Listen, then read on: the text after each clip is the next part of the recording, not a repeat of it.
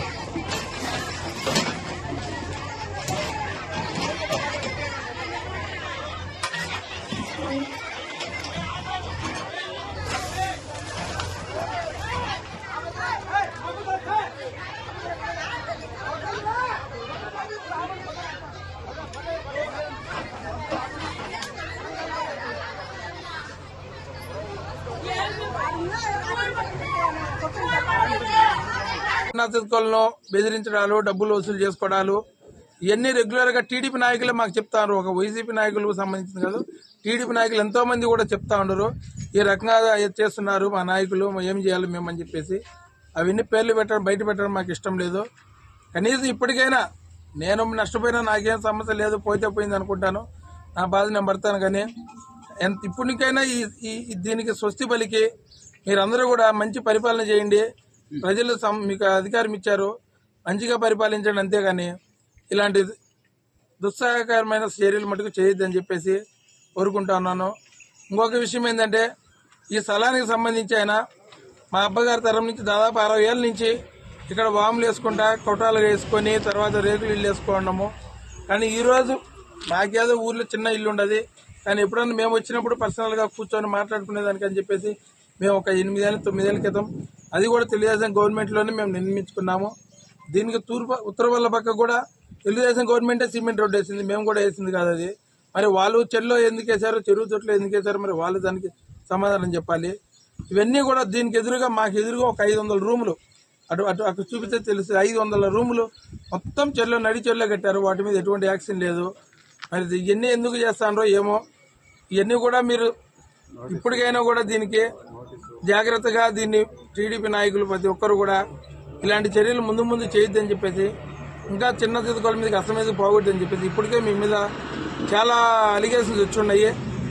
ఇవన్నీ కూడా ఇప్పటికి స్వస్తి పలకపోతే మేము ఇంకా ప్రత్యక్ష పోరాటంలోకి దిగుతాము. దాంట్లో వెనుకడుగు వేసేదే లేదు. మా పార్టీ తరఫు నుంచి మాకు ఎంతవరకు సపోర్ట్ ఉండకపోయినా కూడా నేను ఒక్కడనే మీ మీద పోరాడతాను. మీరు కానీ ఎక్కడైనా తప్పు చేసినా ఏం చేసినా కూడా మీరందరి మీద ఖచ్చితంగా నేను ప్రత్యక్షంగా పోరాడతాను.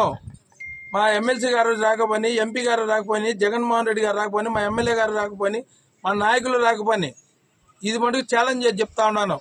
రితీష్ రెడ్డి అన్న మీకే చెప్తా ఉన్నాను, ఇప్పుడు కానీ ఇవి సాధించుకుంటే బాగుంటుంది, లేదంటే మటుకు రాబోయే రోజుల్లో వేరేగా ఉంటుంది. ఇది మీరు బెదిరింపు అనుకోండి, వీడు ఇట్లా మాట్లాడుతున్నారని మీరు ఇంకా ఎక్కువ నా మీద కసి పెంచుకోవచ్చేమో, పెంచుకోండి, నాకేం ప్రాబ్లం లేదు. కానీ ఇది మటుకు మంచి పద్ధతి కాదు. మీ నాయకులే మీ మీద చాలా చెప్తా ఉంటారు. అది కూడా మీరు ఒకసారి దృష్టిలో పెట్టుకోండి. రాబోయే రోజుల్లో ఎమ్మెల్యేగా పోటీ చేయాలనుకుంటున్నారు. మరి ఇలాంటి వాళ్ళు మీరు ఇట్లాంటి చేయడం అనేది మీకు ఎంత మటుకు కరెక్ట్ ఒకసారి మీ మనసాక్షిగా ఆలోచించుకోండి. ఒక అధికారులకు మీరు కొట్టేనే కుర్చీలో కూర్చోండి, లేదంటే అసలు ఆఫీసుకే రావద్దు అనే మాట అన్నారంటే మీరు ఇంకా మరి ఏందో అది మీకు ఒక్కరికే మీరు మీకు మీ సంస్కారము మీ గొప్పతనము ఇంకా మీకే చెందాలి. అంతే, ఇంకా అంతకు మించి ఏం లేదు. థ్యాంక్ యూ, ధన్యవాదాలు. ఈరోజు ఇంత బాధాకరమైన దుర్ఘటన జరగడం చాలా నిజంగా చెప్పుకోవాలంటే చాలా బాధగా ఉంది. ఎందుకంటే ఇది ఖచ్చితంగా టీడీపీ వాళ్ళు కక్ష సాధింపు చర్య కింద చేశారు. వైసీపీ గవర్నమెంట్ ఉన్నప్పటికీ, మేము సర్పంచ్గా ఉన్నప్పటికీ ఏ రోజు కూడా టీడీపీ అని కానీ వైసీపీ అని కానీ భేదం లేకుండా ప్రతి ఒక్కరిని మంచిగా చూసుకున్నాం. అందరికి కూడా మేము న్యాయం చేసినాం. ఏది కూడా వాళ్ళకు ఏ సమస్య వచ్చి ఎక్కడ పంచాయతీ ఆఫీసులకు వెళ్ళినా మా ప్రజలు ఎటువంటి సమస్య ఉన్నా కూడా ప్రతి ఒక్కటి కూడా వాళ్ళకు ఇబ్బంది కలగకుండా అందరికి కూడా న్యాయం చేస్తూ వచ్చినాము. అయితే టీడీపీ ప్రభుత్వం వచ్చినప్పటి నుంచి వాళ్ళు ఎలక్షన్కు ముందు తెలుగుదేశం లేక రమ్మని మమ్మల్ని చాలా ప్రెజర్ చేశారు. మేమైతే రాము, ఖచ్చితంగా మేము జగనన్న నమ్మటే ఉంటామని చెప్పినాం ఖరాఖండిగా. అయితే అది మనసులో పెట్టుకున్న వాళ్ళు ఎలక్షన్ జరిగిన రిజల్ట్ వచ్చినప్పటి నుంచి కూడా వాళ్ళు ఏదో విధంగా మమ్మల్ని ఇబ్బంది పెట్టాలని చూశారు. కానీ ఇంత స్థాయిలో ఈ స్థాయిలో మా మీద ఇంత కక్ష పెంచుకున్నారని చెప్పేసి మేము కళ్ళ కూడా అనుకోలేదు. మాకు తెలిసిన సమాచారం ప్రకారం కొంతమంది చెప్పిన అధికారుల ప్రకారము రితీష్ రెడ్డి గారు, నా రితీష్ రెడ్డి అన్న మీరే చల్లగా పడుకోండి మీరే అన్నారు. అధికారికి ఫోన్ చేసి మీరు రూము పగలు కొడితే కుర్చీలో కూర్చోవనండి అధికారంగా, లేదంటే మీరు కుర్చీలో కూర్చోకుండా రేపు నుంచి ఉద్యోగాలు మానేసుకోండి, ఇళ్లలో కూర్చోండి అని చెప్పేసి అంత గట్టిగా చెప్పినారు. మరి అంత గట్టిగా చెప్పడానికి కారణం ఏంటో మాకైతే తెలియదు. మేము ఏ రోజు కూడా మీ పార్టీ వాళ్ళకి కానీ మీ పార్టీకి సంబంధించిన నాయకులకు కానీ సామాన్య ప్రజలకు కానీ ఎవరికి కూడా ఇబ్బంది పెట్టలేదు, పెట్టము కూడా. మాకు అలాంటి ఉద్దేశాలు కూడా లేవు. కానీ మరి మీరు ఏ కొత్త సంస్కారం తీసుకొని వచ్చినో కానీ బద్వేల్లో ఇప్పటి వరకు జిల్లా రాష్ట్రంలో ఎక్కడైనా జరుగుతూ ఉన్నాయేమో కానీ మన బద్వేలు ప్రాంతంలో మటుకు నాకు తెలిసినంత వరకు మన ఎమ్మెల్సీ గోవిందరెడ్డి గారు 25 ఏళ్ళ నుంచి ఆయన ఇక్కడ ఇన్ఛార్జిగా ఉన్నప్పటికీ, ఎమ్మెల్యేగా గెలిపిస్తూ ఉన్నప్పటికీ కూడా ఏ రోజు కూడా కక్ష సాధింపు చర్యలు చేయలేదు. వైసీపీ నాయకులే కూడా తిడుతూ ఉంటారు గోవిందరెడ్డి సార్ను. వాస్తవంగా చెప్పాలంటే ఏంది సార్ మీరు అందరూ మా అంతా ఒకేలాగా ఉండాలి, సమన్వయం చేయాలమ్మా, మీరు ఇట్లా మాట్లాడద్దు అట్లా మాట్లాడద్దు అని అంటారు. అది కూడా గోవిందరెడ్డి సార్ మీద వైసీపీ నాయకులు ఒకంత కోపం ఉన్నప్పటికీ కూడా ఆయన ఏవి కూడా లెక్కలే పెట్టుకోకుండా అతని సంస్కారాన్ని అతను నిలబెట్టుకున్నారు. కానీ టీడీపీ నాయకులు ఎందుకో తెలియదు కానీ వాళ్ళు కుసంస్కారాన్ని మట్టుకు ఎలబుస్తున్నారు. అధికారం వచ్చినప్పటి నుంచి వాళ్ళు ఒకటే పని మీద పడ్డారు. భూములు కబ్జాలు, చిన్న చితకలను బెదిరించడాలు, డబ్బులు వసూలు చేసుకోవడాలు, ఇవన్నీ రెగ్యులర్గా టీడీపీ నాయకులే మాకు చెప్తారు. ఒక వైసీపీ నాయకులకు సంబంధించింది కాదు, టీడీపీ నాయకులు ఎంతో మంది కూడా చెప్తా ఉండరు ఈ రకంగా చేస్తున్నారు మా నాయకులు, ఏం చేయాలి మేము అని చెప్పేసి. అవన్నీ పేర్లు పెట్టడం బయట పెట్టడం మాకు ఇష్టం లేదు. కనీసం ఇప్పటికైనా నేను నష్టపోయినా నాకేం సమస్య లేదు, పోతే పోయింది అనుకుంటాను, నా బాధ నేను పడతాను. కానీ ఇప్పటికైనా ఈ దీనికి స్వస్తి పలికి మీరందరూ కూడా మంచి పరిపాలన చేయండి. ప్రజలు మీకు అధికారం ఇచ్చారు, మంచిగా పరిపాలించండి. అంతేగాని ఇలాంటి దుస్సాహకరమైన చర్యలు మటుకు చేయొద్దని చెప్పేసి కోరుకుంటా ఉన్నాను. ఇంకొక విషయం ఏంటంటే ఈ స్థలానికి సంబంధించి ఆయన మా అబ్బగారి తరం నుంచి దాదాపు 60 ఏళ్ళ నుంచి ఇక్కడ వాములు వేసుకుంటా కొట్టాలు వేసుకొని తర్వాత రేకులు ఇల్లు వేసుకున్నాము. కానీ ఈరోజు నాకేదో ఊర్లో చిన్న ఇల్లు ఉండదు, కానీ ఎప్పుడన్నా మేము వచ్చినప్పుడు పర్సనల్గా కూర్చొని మాట్లాడుకునేదానికి అని చెప్పేసి మేము ఒక 8 ఏళ్ళ 9 ఏళ్ళ క్రితం అది కూడా తెలుగుదేశం గవర్నమెంట్లోనే మేము నిర్మించుకున్నాము. దీనికి ఉత్తర వల్ల పక్క కూడా తెలుగుదేశం గవర్నమెంటే సిమెంట్ రోడ్డు వేసింది, మేము కూడా వేసింది కాదు అది. మరి వాళ్ళు చెరువులో ఎందుకు వేశారో, చెరువు తొట్లో ఎందుకు వేశారో మరి వాళ్ళు దానికి సమాధానం చెప్పాలి. ఇవన్నీ కూడా దీనికి ఎదురుగా మాకు ఎదురుగా ఒక 500 రూములు అటు చూపిస్తే తెలుసు. 500 రూములు మొత్తం చెరువులో నడి చెరువులో కట్టారు, వాటి మీద ఎటువంటి యాక్షన్ లేదు. మరి ఇవన్నీ ఎందుకు చేస్తారో ఏమో. ఇవన్నీ కూడా మీరు ఇప్పటికైనా కూడా దీనికి జాగ్రత్తగా దీన్ని టీడీపీ నాయకులు ప్రతి ఒక్కరు కూడా ఇలాంటి చర్యలు ముందు చేయొద్దని చెప్పేసి, ఇంకా చిన్న చితకల మీదకి అసలు మీద పోగొద్దని చెప్పేసి ఇప్పటికే మీ మీద చాలా అలిగేషన్స్ వచ్చి ఉన్నాయి. ఇవన్నీ కూడా ఇప్పటికి స్వస్తి పలకపోతే మేము ఇంకా ప్రత్యక్ష పోరాటంలోకి దిగుతాము. దాంట్లో వెనుకడుగు వేసేదే లేదు. మా పార్టీ తరఫు నుంచి మాకు ఎంతవరకు సపోర్ట్ ఉన్నా ఉండకపోయినా కూడా